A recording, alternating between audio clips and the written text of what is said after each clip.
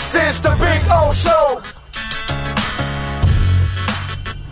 This is the Big O Show. And the myth, the legend that is Manny Navarro. How you feeling, baby? You feeling good? Feeling great. Oh, how are you?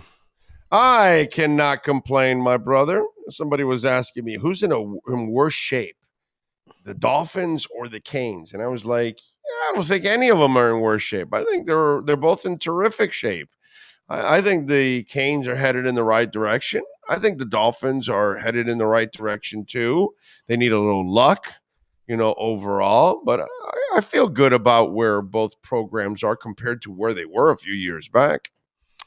Yeah, I mean, I think they're just at the start of something new, right? I mean, that's both of them are in the same sort of position. You hope that year two they take a step forward with their new coaches and the Dolphins, quarterback health. That's the main thing. They need Tua to be healthy. If he's not, then that becomes a bigger problem. But I think right now, the Canes, I mean, you're coming off a 5-7 season. There's nowhere to go but up. So Yeah, yeah. All right, let me ask you something that isn't Canes related, but it's Canes related. sure, Ed Reed. yeah. What the hell happened at Bethune-Cookman, dude? Yeah, it's a crazy story, right? I mean, it looked like he had a lot of people who were ready to start investing some money and some resources to help him turn things around there. But Ed is a very fiery guy who likes to get on social media, and those two things aren't good in today's day and age. Oh, and unfortunately, he went on a couple of rants ripping the university for not having his office clean, among other things, not having people around to do the job that needed to be done, with the fields and so forth, and so he was angry, and ultimately, when you're dealing with people in administrations, some people can take criticism, some people can't, and the people I think at Bethune-Cookman weren't ready to hear a guy like Ed Reed be Ed Reed, and it's their loss in the end because I think he would have been a guy who came in and at least positively influenced change at that university. They're 2-9 program back-to-back years. Uh, most of these HBCUs are lifeless unless you get a guy like Deion Sanders to come in there to help turn things around. And I think that was their best bet. And Ed, unfortunately, talked a little bit too much, and that set some people off in power in the wrong direction, and they basically flipped it on him. And so now we'll see where he ends up. I don't know if Ed gets an opportunity somewhere else. I hope he does. I think he could be a positive influence at a number of HBCUs and FCS type programs, and I don't see the problem with that. And especially, I think what we learned with Deion Sanders is if you've got a guy who's motivated, who wants to make change, and he's bringing some money with him, that's probably the best thing for your school. So let me ask you, why wasn't all this stuff talked about before you actually took the job? You would think so, right? You would assume so that these things are discussed, but I guess, in the time that he was there working unofficially, right, where he didn't have a contract and he was sort of feeling his way through the process, there were things that he saw that he didn't like, and he voiced his opinion on it, and it became a power struggle. And at that point, BCU's administration basically decided we're not giving in to this guy. We don't care that he's a Hall of Famer, and in today's age, again, it's how much do you want to win, right? Like, how much does your program really want to change things? I think Bethune-Cookman's administration was probably excited about Ed Reed at first, and then when they realized, hey, he's gonna go on social media and say things that we probably don't want him to say, they had a little bit of buyer's remorse, and that's all that happened. That is crazy, dude.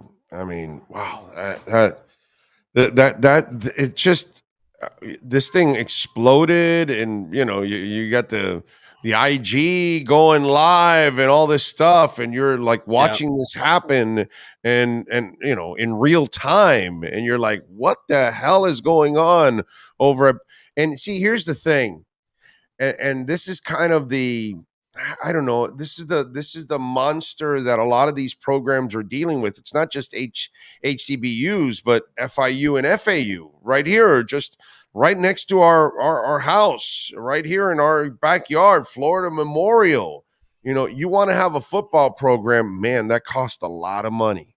Yeah. And if you want to make money in college football, well, then you're going to have to spend a lot of money on the front end of all of this to wait for the back end for it to pay off. And I sometimes I think that these schools, they say they want to do it until they actually realize what it takes to actually look at FIU and FAU. They have some of the best alumni bases anywhere in, the southern part of Florida. They have every opportunity that if they ever became a power, they would have big ass fan bases that could support them, but they have never made that fiscal commitment that you need in order to get over the hump. And I wonder sometimes that, what happened at Jackson State kind of, I don't know, misleads others like Bethune-Cookman thinking, well, maybe we can do the same thing. And it's like, yeah, I don't think you're ready to really spend the kind of money that it takes to do this. No, it's a serious investment, and I'll tell you from just covering the University of Miami, the way that program is operated as the poor little private school, right? They didn't have any money, they couldn't afford paying high-priced coaches, etc., for many, many years. Yeah.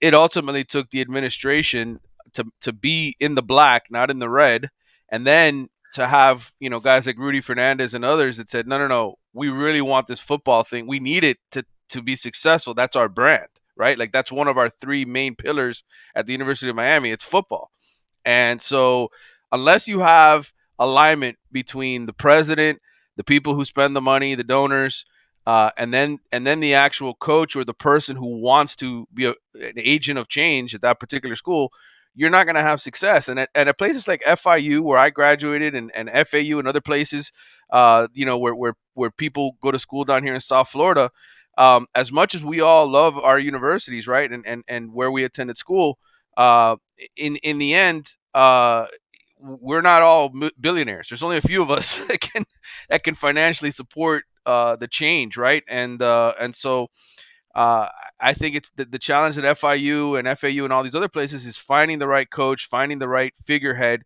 who's going to inspire that change, or who's going to get people behind them to say, we want to open up our wallets.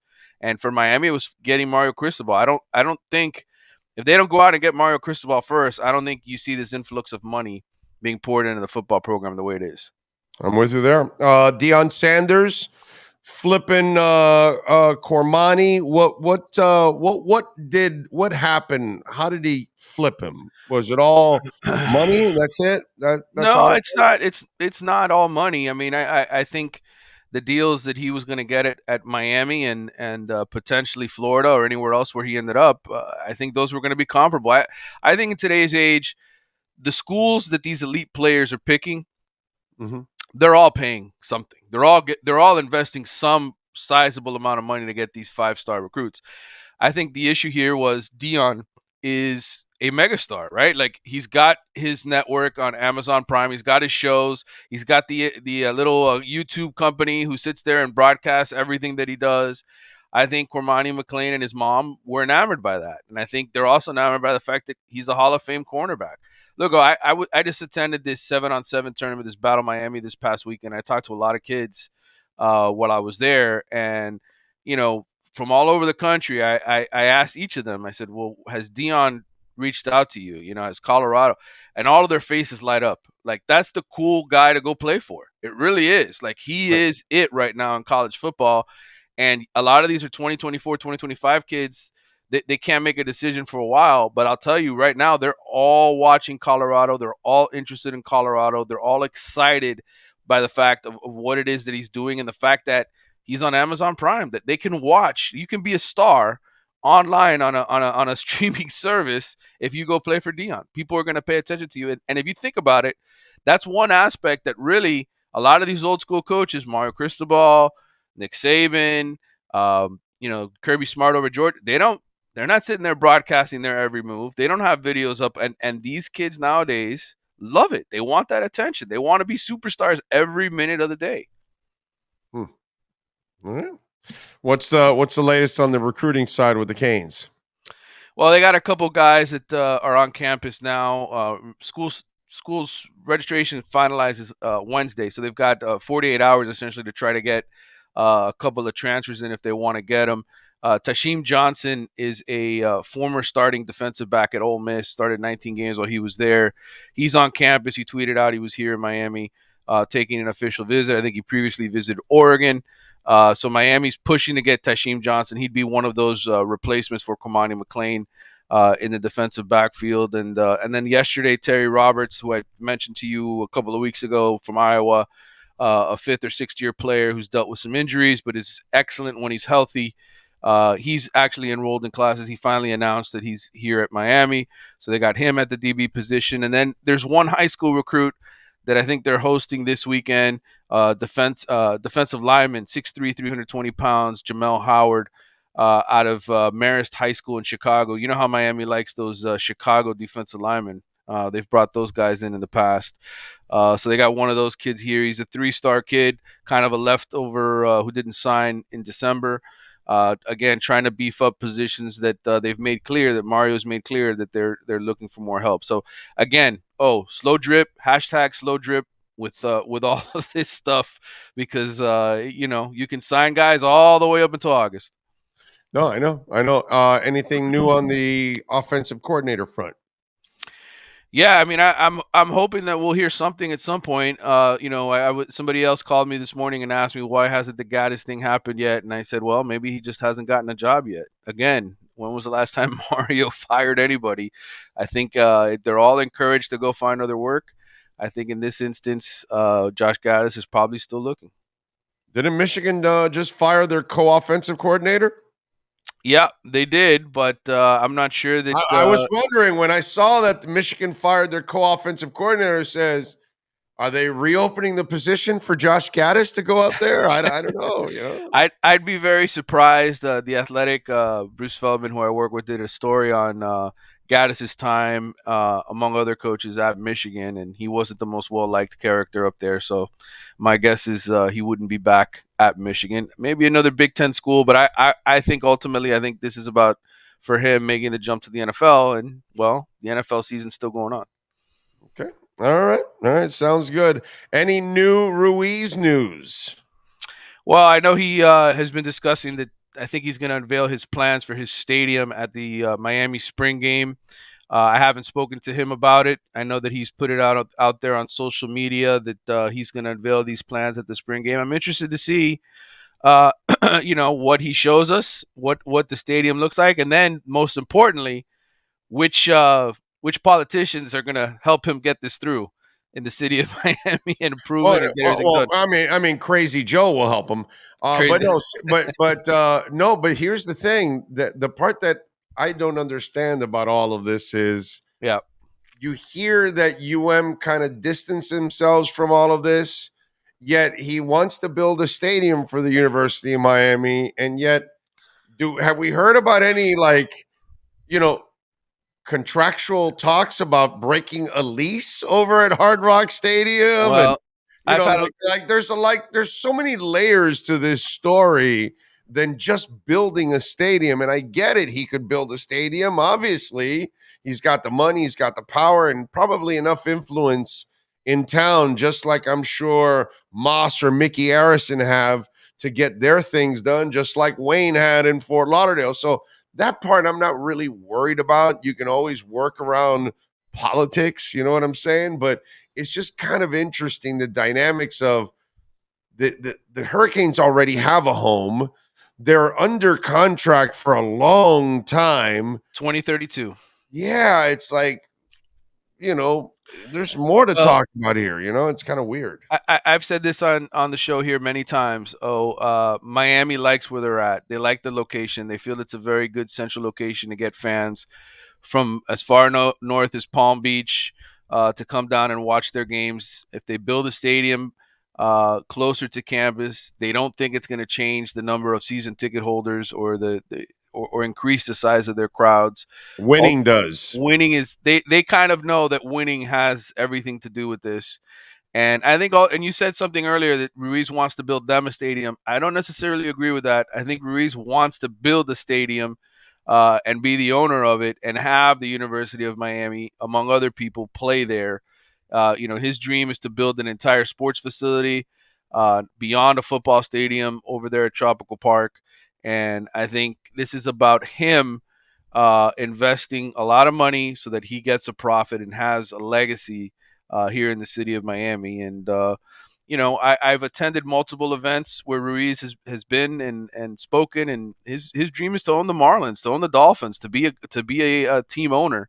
And I think building a stadium is step number one, probably, for all of that. Yeah, I wouldn't mind him owning the Marlins. What the hell?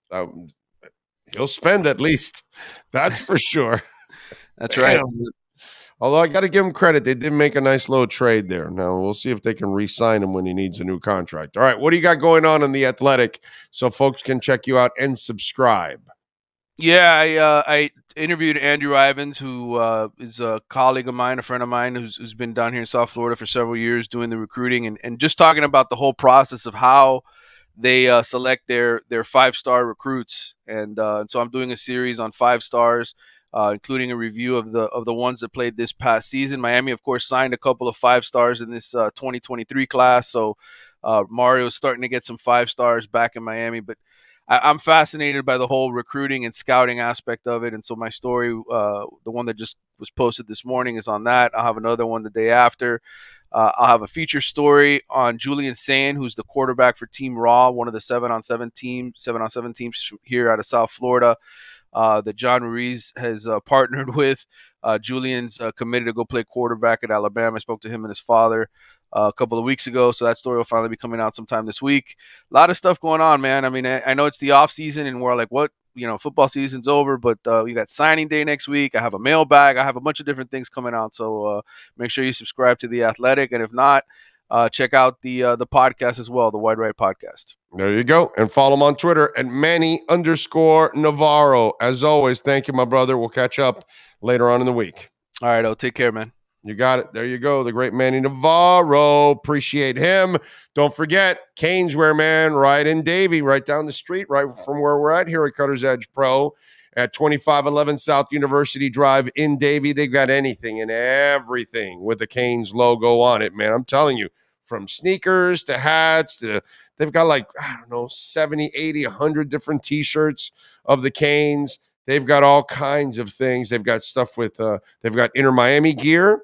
They've got Miami Dolphins gear, Miami Heat. They even have some Miami Marlins gear, probably discounted. They've got all kinds of stuff out there, man. Go to 2511 South University Drive. And for those of you that live outside of the South Florida area, or, man, if you're in Palm Beach and Hope Sound, or you're in Homestead, you probably won't go to Davie, but you can get online at caneswear.com. And if you order over $99, you will get free shipping. And Jeff and the boys ship it quickly, baby. They'll get it out to you right away. Go to caneswear.com and get it done.